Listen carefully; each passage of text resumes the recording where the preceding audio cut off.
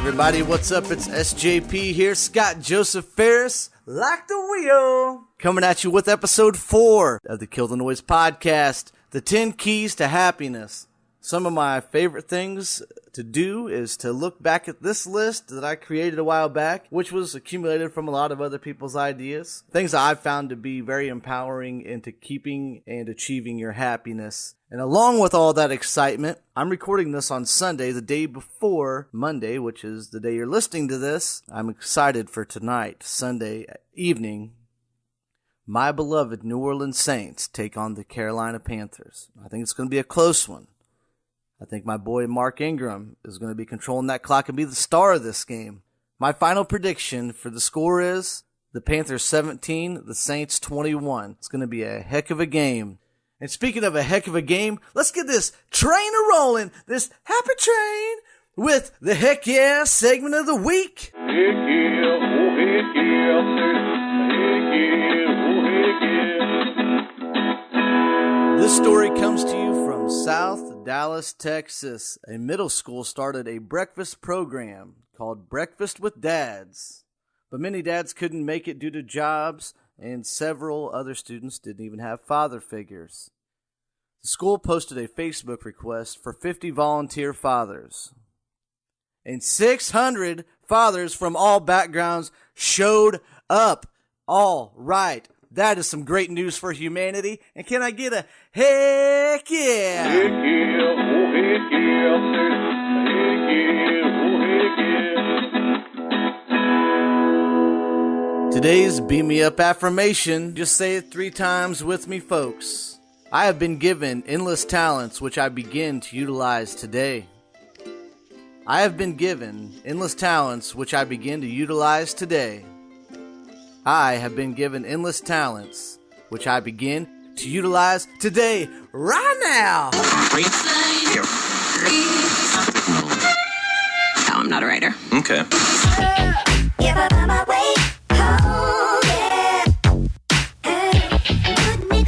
All right, we're here to start off episode 4, the 10 Keys to Happiness. And the first one being forgiveness. This is always a tough pill to swallow. Because if you're thinking like I used to think, and think that forgiving someone who has wronged you is simply a way of telling them that it's okay that you wronged me. Slow it down. Forgiving is actually the way to set yourself free from the situation. When we hold on to hurt, pain, resentment, and anger, we're harming ourselves more than it harms the offender. Forgiveness actually frees us to live in the present. Imagine being out in the middle of the sea and you can't pull up the anchor and there's a storm coming. And you find a small knife and you saw away at the rope, freeing your boat to freely move away from the storm. Want it, do it, and set yourself free. You deserve it. Number 2, working out. When I say working out, I don't necessarily mean lifting tons of huge weights, but that works too. Simply going for a walk outside can boost your happiness. Especially after a long day at work and feeling stressed, I love to reset my body by going to the gym. I don't necessarily love going to the gym, but once I start working out, I love it. As you get them endorphins going and everything, it feels great. You get the heart rate up, it kind of helps reset your system. But getting to the gym sometimes can be a struggle, or getting just outside to walk and move or work out in your house. But you have to train your brain to make it a habit. It's crucial for your happiness.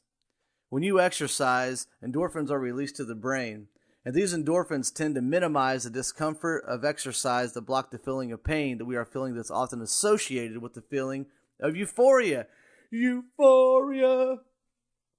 I would say the minimal time needed of movement, of exercise is 20 minutes. That's what all the experts recommend, so that's what I'm going to recommend. So do yourself a favor. Give yourself at least 20 minutes a day to move around and give yourself that happiness boost. Number 3 is meditation, as we talked about in episode 2. Mindfulness is an amazing thing. Meditation allows you to become fully present in the moment. It reduces stress and anxiety, and sometimes the best things in life isn't about what you gain, it's about what you lose. So you may be asking yourself, what can I lose by meditating? Try these bad boys on for size. You can lose your stress, depression, anxiety, fears. The consistency of meditation is the absolute key. Number 4, gratitude. When you focus on being grateful, it's hard to be mad or upset or negative at the same time. It's like a huge wave of positivity come in to wash out the negativity. Gratitude is the emotion expressing appreciation for what you have.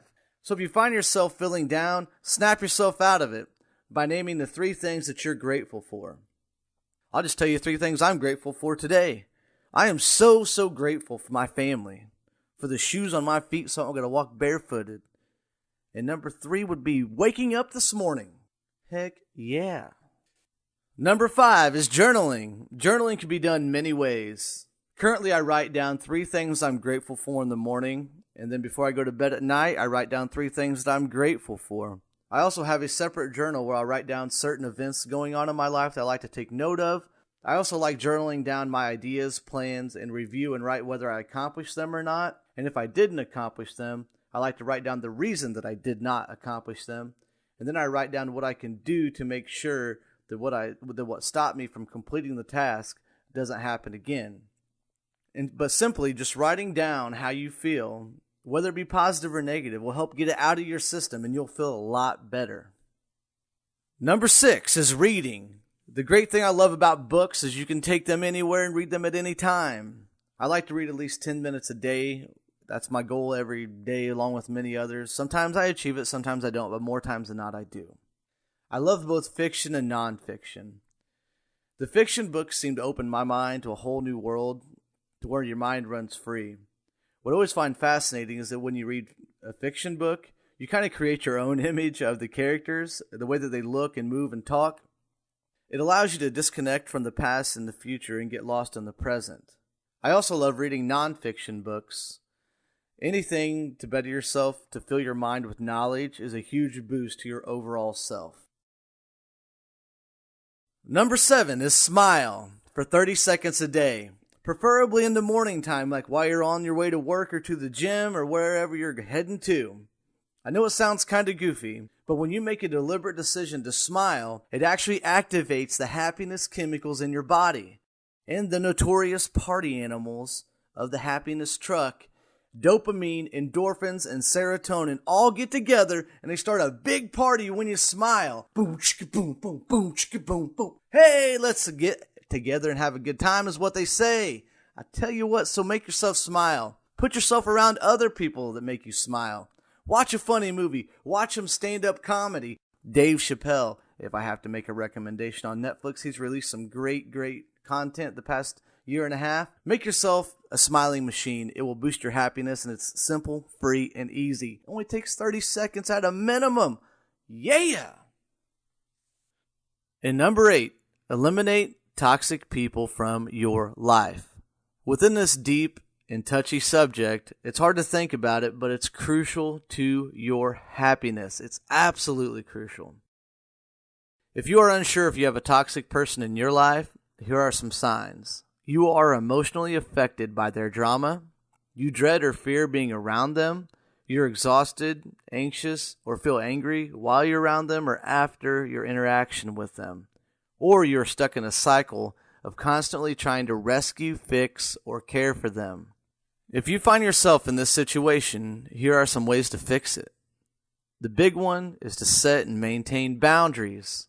Do not feel like you owe them an explanation. Just tell them how you are feeling and keep it simple. Say, hey, I care about you, but I care about me too. So I cannot allow myself to be affected by the situation anymore.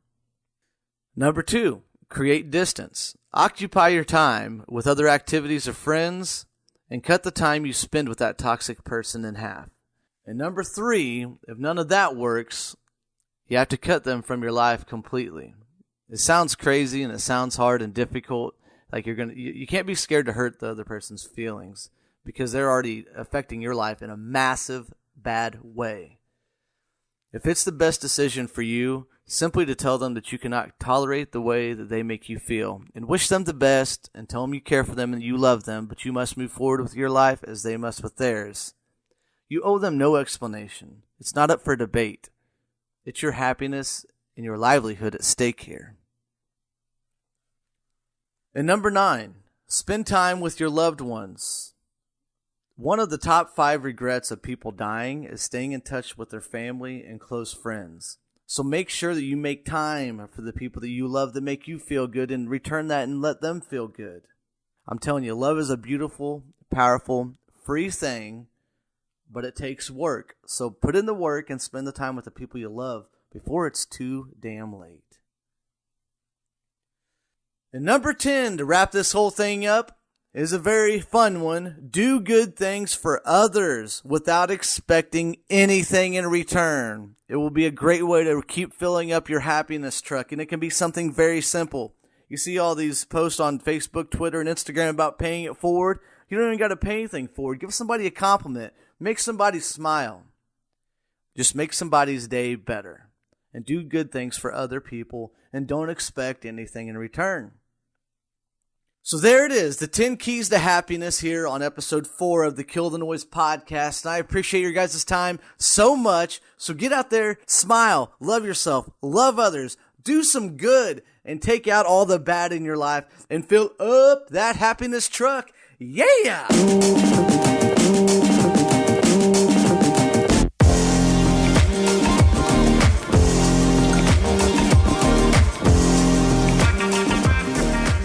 This week's Book of the Week is The Magic of Thinking Big by David J. Schwartz.